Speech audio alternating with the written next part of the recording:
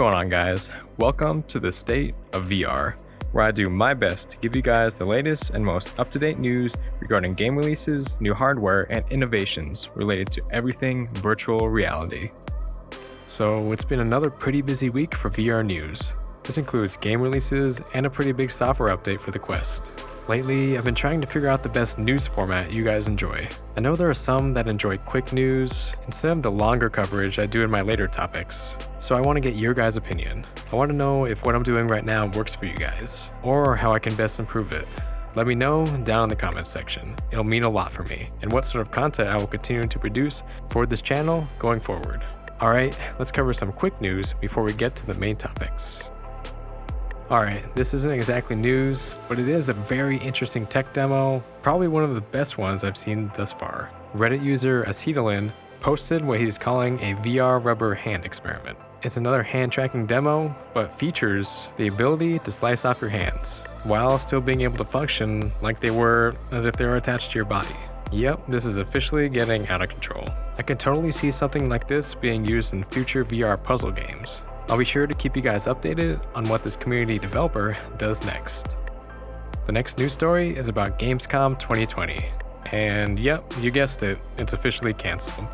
The in-person event is officially canceled a couple days ago and is moved to an online-only format. It's a bummer for those that were planning to go check out future releases, but at least we'll have some content online. I think the next big VR game to come out is Medal of Honor VR, and I'm not really sure what else as far as AAA titles go.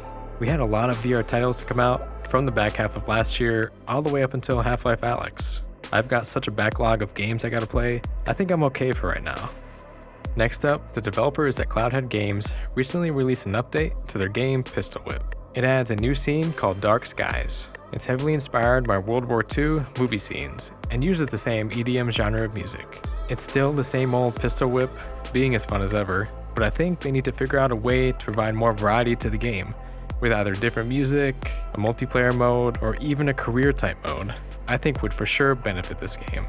Next up is two game releases, both of which will be on the Oculus Quest. Both of these games are scheduled to release April 23rd today. Pixel Rip 1995 isn't exactly a sequel of the other game that originally came out on PC VR, Pixel Rip 1989, but it has the same art style. And it does a lot of the same by teasing older retro games by providing that, nostalgia factor. I personally think it's going to be a hit, and it's going to be a must-buy for me. As far as Supernatural, I've actually seen a lot of people on Facebook live streaming this game, probably because they got a little preview from the developers. The gameplay honestly looks really damn fun, and I think it would actually be worth the introductory price, at least for the first month. I definitely plan on live streaming this game to my Oculus Quest and Chill Facebook group, so if you want to get an idea of whether the game is going to actually be worth it, join my group, and be sure to check out a lot of the Quest reviews as they're rolling in. Alright guys, let's get on to some of the major VR news stories that happened in the past week. This past week, Oculus made hand tracking just that much better. A Kickstarter campaign is looking to prove that there is no other competitor, and another major VR event is down for the count, but will hopefully be saved by some awesome developers. So kick back, relax, and listen up, because this is your weekly Metaverse News.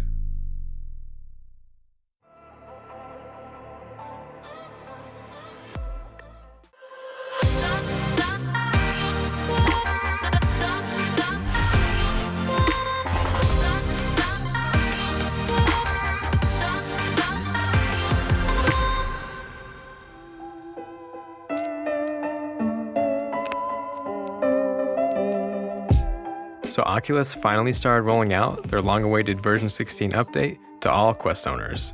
It has a lot of features to include the ability to use hand tracking to set up Guardian boundaries, a new menu, the ability to use Pass-Through Plus as your default environment, and for certain Facebook content on your phone, you can click on links labeled Open in VR, then it automatically allows you to experience that content as soon as you put on your headset. Oculus is killing it with these updates to the Quest. It seems they are going all out when it comes to this revolutionary device, pulling out all the stops when it comes to adding new features and optimizations.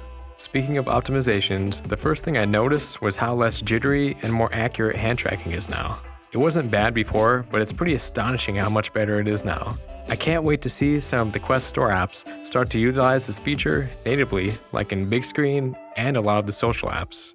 Having your hands in VR just adds a whole nother dimension to everything. The next thing I noticed was the menu. It takes a little bit to get used to. I personally don't think it's as easy to navigate as the older one, but I think it's just a time and repetition thing. I can't wait to see what the developers at Oculus have in store for us next. I mentioned this Kickstarter last week and wanted to take the opportunity to talk a little more about why I think this product, VR Ears, is more of a big deal than I think a lot of people in the VR industry realize. Just like having the best visual experience is important, it's absolutely necessary to have a great audio experience as well, because really, it's the only other sense present while playing. Since consumer VR isn't all that advanced yet to include other senses like touch and smell, the absolute most has to be utilized of what we have to work with right now.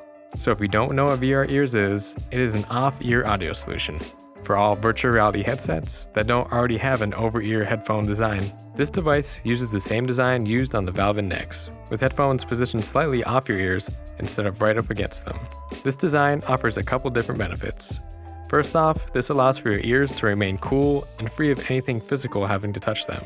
Second, this design allows for the production of, from what I've experienced on the Valve Index, really amazing directional audio in most games, especially in Half-Life Alyx, where the audio is just so in your face and true to life.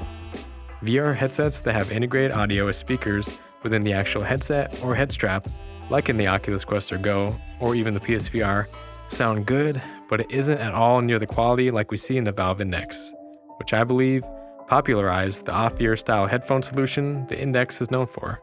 I think this product will be a necessity for all future VR headsets. If you're looking to have the very best experience possible, this design has been the best by far out of any consumer VR headset on the market right now. Another major gaming event has fallen to the worldwide pandemic of the C virus. Facebook announced last week that Oculus Connect 7 will be instead held as a digital event later this year, presumably around the same timeframe as OC6 last year, which went down around late September.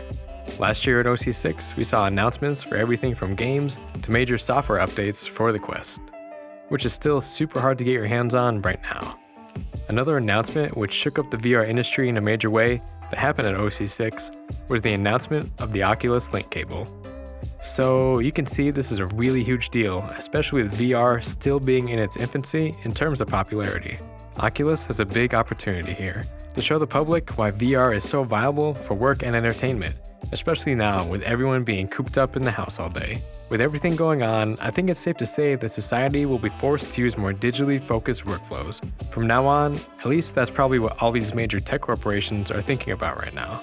And even some small businesses will probably be rethinking their whole business architecture from how work is done to having a nest egg to lean on during hard times, and figure out how to continue functioning when the economy is literally at a standstill.